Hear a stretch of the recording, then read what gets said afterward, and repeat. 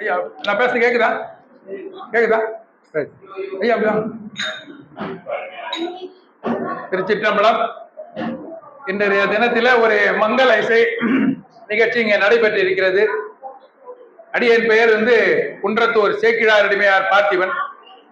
பக்கத்தில் இருக்கிற தண்டலம் சரணாலயம் நிர்வாகி என்பதை விட ஒரு தாயாக தந்தையாக இருந்து பார்த்து ஐயா சுந்தரமூர்த்தி ஐயா அவர்கள், இங்க இருக்கின்ற கலைஞர்கள் குன்றத்தூர் விஸ்வநாதன் நாதஸ்வரம், குமார் அவருடைய தம்பி நாதஸ்வரம், பால்ராஜ் தவில் அவர்கள், நம்முடைய செல்வம் தவில் அவர்கள். நம்ம சொல்றது என்னன்னா, இந்த நாதஸ்வர கலையை நாம ஆதரிக்கணும், கலைஞர்களை ஆதரிக்கணும். நம்முடைய உயிரிலும் உணர்விலும் நம்முடைய கலாச்சாரத்திலும் மிக முக்கியமான இடம் இதுக்கு உண்டு.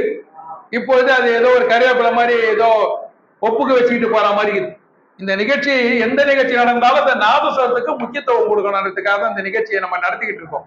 திரும்ப திரும்ப சொல்றோம், இரைச்சல் இது நாதஸ்வரம் போல நம்முடைய இசையை தவிர, நம்ம கலாச்சாரத்தில் இருக்கிற இசையை தவிர மற்றது எல்லாமே இசை கிடையாது, இரைச்சல்.